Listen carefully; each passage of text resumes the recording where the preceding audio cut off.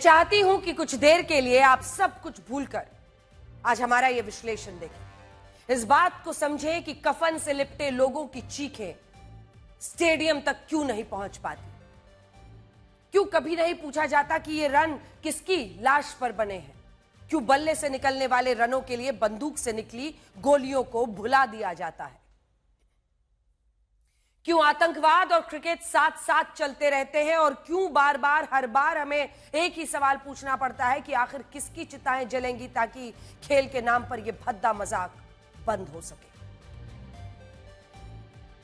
इस तस्वीर को आप देख रहे हैं, यह हजारों लाखों नहीं बल्कि अनगिनत शब्दों के बराबर है। यह पहलगांव की वो चिताएं हैं जिन पर एशिया कप में भारत और पाकिस्तान के बीच 14 सितंबर को मैच खेलने की तैयारी हो रही है। एशियन क्रिकेट काउंसिल ने ऐलान किया है कि 9 सितंबर से शुरू होने वाले एशिया कप में भारत और पाकिस्तान की टीमें एक ही ग्रुप में होंगी और इन दोनों टीमों के बीच 14 सितंबर को पहला मैच खेला जाएगा। यह शेड्यूल पिछले हफ्ते ही जारी हो गया था और सबको उम्मीद थी कि बीसीसीआई इस पर आपत्ति जताएगा, इस मैच को रद्द किया जाएगा, लेकिन ऐसा नहीं हुआ। इसलिए नहीं हुआ क्योंकि इस एशिया कप की मेजबानी भारत का बीसीसीआई ही कर रहा है।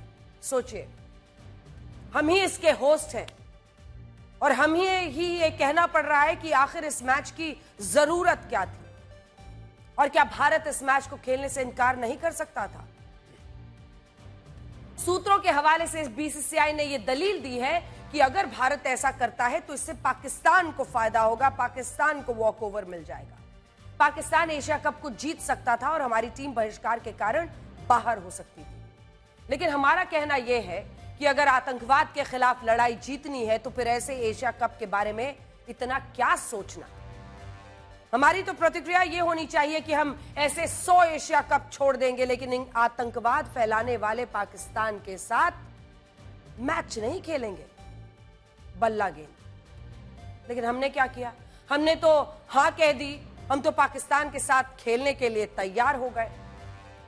आज बड़ा सवाल यह है कि जब भारत पाकिस्तान को पानी देने के लिए तैयार नहीं है, हम ये कह रहे हैं कि खून और पानी एक साथ नहीं बह सकते। जब दोनों देशों के बीच व्यापार बंद है, एयर स्पेस भी बंद है, भारत ने इस्लामाबाद से अपने हाई कमिश्नर को वापस बुला लिया है, भारत में पाकिस्तानी कलाकारों के काम करने पर प्रतिबंध है, पाकिस्तान के यूट्यूबर्स और कलाकारों के अकाउंट्स को बैन कर दिया गया है, उसके टीवी चैनल्स, टीवी सीरियल पर रोक लगा दी गई है, तो ऐसे वक्त में क्रिकेट खेलने का क्या मतलब? क्या क्रिकेट इतना जरूरी है कि हमें पहलगांव की चिताएं परेशान तक नहीं करती?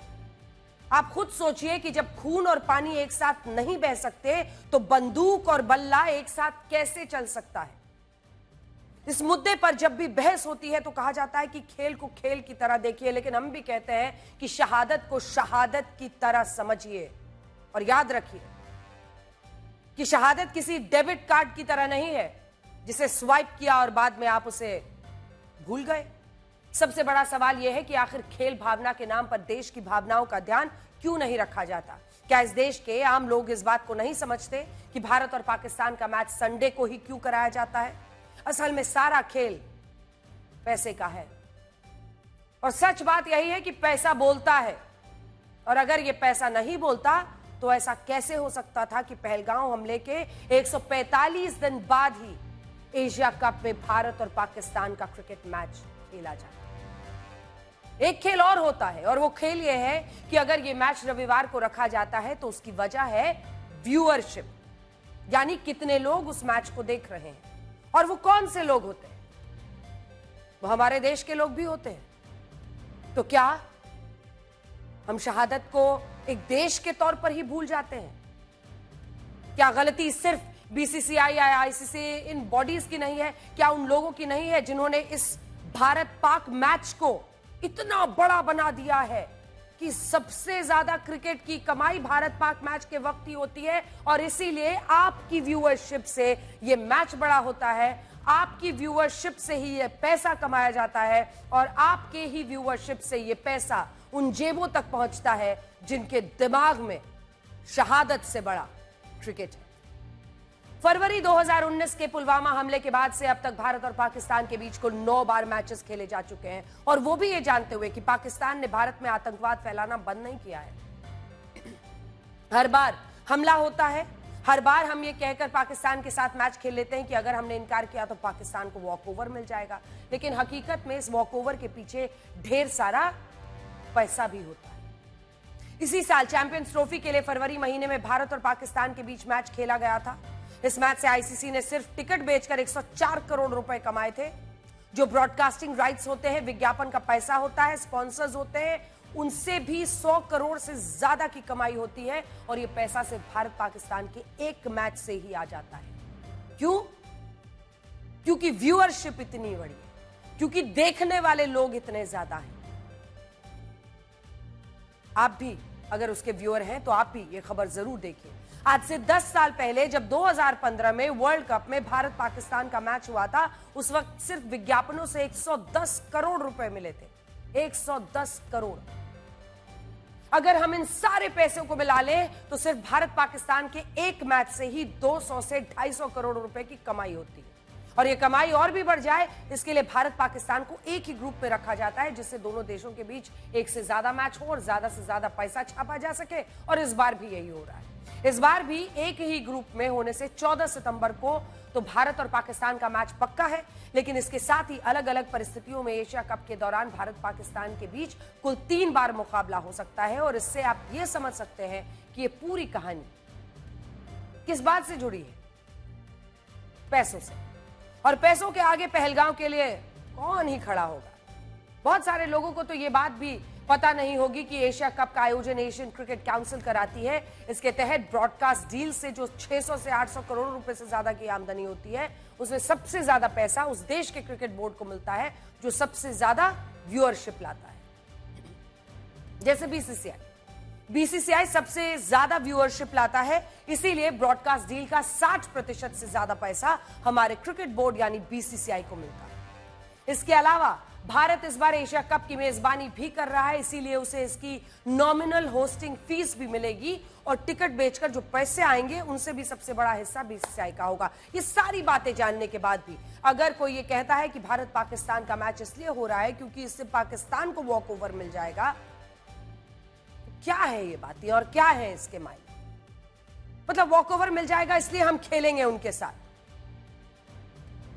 और पैसा आएगा इसलिए हमें खेलना है उनके साथ, व्यूअरशिप सबसे ज्यादा आएगी इसलिए खेलना है हमारे साथ। अरे फिर तो इन फिल्म स्टार्स को भी फिल्में बनाने दीजिए। वो भी कहते हैं कई घरों का पेट भरता है इसी पैसे से जो फिल्में हम बना रहे हैं उनके साथ। वो भी यही कहते हैं कि व्यूअरशिप बड़ी आती है पाकिस्तान से, वहां के लोग भी देखते हैं, इसीलिए तो कई सारे फिल्म स्टार्स पाकिस्तान के खिलाफ ऑपरेशन सिंदूर के दौरान भी बोलने को तैयार नहीं होते।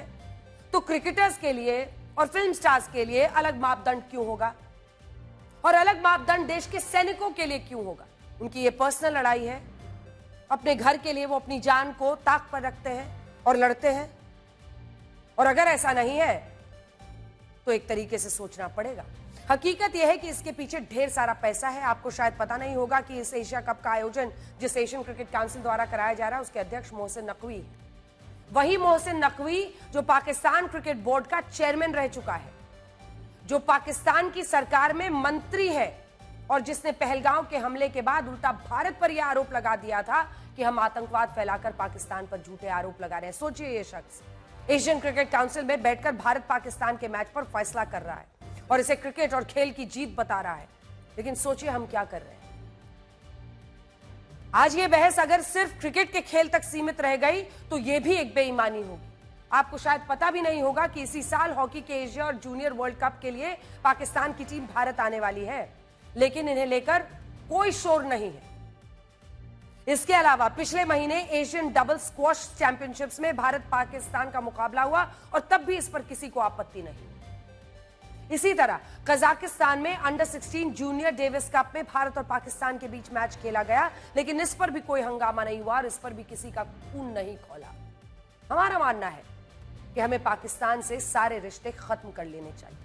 अगर हम ये कहते हैं कि खून और पानी एक साथ नहीं बह सकता तो हमें खेल के मैदान पर भी खुद को पाकिस्तान से अलग करना होगा। फिर भूल जाइए पैसा, भूल जाइए व्यूअरशिप और भूल जाइए ये बात कि हम फिल्मी सितारों को तो कुछ और कहेंगे, क्रिकेटर्स को कुछ और कहेंगे, स्पोर्ट्समैन को कुछ और कहेंगे, लेकिन जब बात सैनिकों की आएगी, फौजियों की आएगी, तो उन्हें देश के लिए मरने को तैयार रहना चाहिए। आप खुद सोचिए, अगर हमारी क्रिकेट टीम का पाकिस्तान के साथ मैच खेलना गलत नहीं है, तो फिर दिलजीत दोसांझ अगर पाकिस्तानी अभिनेत्री के साथ फिल्म बनाते हैं तो वो कैसे गलत हो जाते हैं? भाई वहां पर भी रोजी रोटी चल रही है एक फिल्म से कई लोगों की, वहां भी मामला व्यूअरशिप का है। आखिर में हम यही कहना चाहते हैं कि इस मैच से पहले इस तस्वीर को याद रखिए जिसमें पहलगांव हमले के बाद हिमांशी नरवाल अपने पति के खून से लथपथ शरीर को देखकर सदमे में थी। सिर्फ एक सप्ताह, उनकी शादी के सिर्फ एक हफ्ते बाद पाकिस्तान के आतंकियों ने धर्म पूछकर लेफ्टिनेंट विनय नरवाल को पहलगांव की बैसरन घाटी में शहीद कर दिया था। सोचिए, 25 औरतों ने सिर्फ अपने धर्म की वजह से अपने पतियों को खोया। लेकिन हम अब एशिया कप में पाकिस्तान के साथ मैच खेलने वाले हैं। आज हम एक कविता की कुछ पंक्तियां पढ़ना चाहते हैं जिसमें हमने इस मैच के खिलाफ पूरे भारत की भावनाओं को पिरोया है। हमारे यान भी उड़ते हैं हद में, समंदर बांध लिया सरहद में, जो पानी कभी न रोका गया वो संधि ठहरी सिंधु नदी में। जब बढ़ ही गया हर तरह द्वंद, यूट्यूब एक्स इंस्टा अकाउंट बंद, आयात बंद निर्यात बंद, वीजा से लेकर बात बंद। जब दीवार खींची आसमानों में, धंधे व्यापार दुकानों में, सिनेमा और फिल्मी तरानों में, बस उतरेंगे क्रिकेट के मैदानों में। हम आतंकवाद भी झेलेंगे, फिर क्रिकेट की पिच पर खेलेंगे।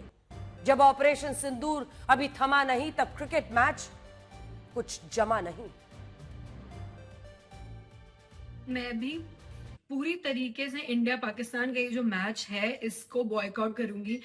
बीसीसीआई इसको होस्ट कर रहा है, ये बहुत ज्यादा एक जो विक्टिम है इस फैमिली जो हम झेल रहे हैं, हम 26 फैमिली जो झेल रहे हैं, अपने 3 महीने में आप भूल गए।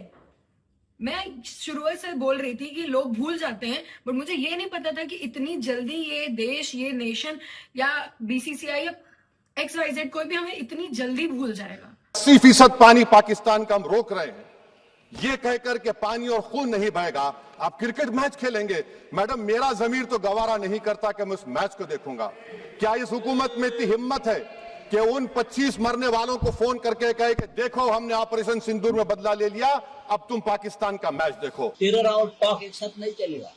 तो टेरर और क्रिकेट एक साथ कौन कर रहा है? बीजेपी कर, अमित शाह के बेटे कर, समझा? ये चलेगा बीजेपी? खून के बदले खून होगा है, लेकिन धंधा मिलेगा तो आप क्रिकेट खेलोगे? धंधे के लिए आप क्रिकेट खेल दोगे?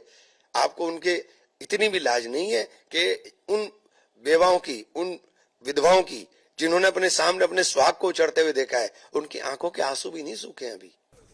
अब हमारे खेल को भी, संगीत को भी अब राजनीति से, धर्म से, जात से, नफरत से जोड़िए, तो इससे बड़ा दुर्भाग्य भारत का कुछ हो ही नहीं सकता है। It's an honest confession. Pahalgaon should not happen. Death should not happen. But sports is sports. So, আমার মতে ঠিক আছে. Game should go on. यही सोच तो समझ नहीं आती कि स्पोर्ट्स इज स्पोर्ट्स कह के कब तक क्रिकेट में पैसे की वजह से भारत पाकिस्तान के मैच होते रहेंगे। एक बार फिर से आपको याद दिला दें, और ये एशिया कप में ऐसा नहीं है, ये वॉक ओवर की थ्योरी सिर्फ अपने आप को बचाने के लिए फ्लोट की जा रही है। इससे पहले भी देश हैं जिन्होंने इससे अपने आप को अलग किया है। और इसीलिए आज हर वो व्यक्ति जो कहता है स्पोर्ट्स इज स्पोर्ट्स, वो फिर इस बात के लिए भी तैयार हो जाए कि cinema is cinema, music is music, boundaries are not there, अमन की आशा, जितनी भी बातें की जाती है, फिर इसके खिलाफ कभी मुंह मत खोलिएगा। सैनिकों पर छोड़ दीजिए, उनके परिवारों का क्या?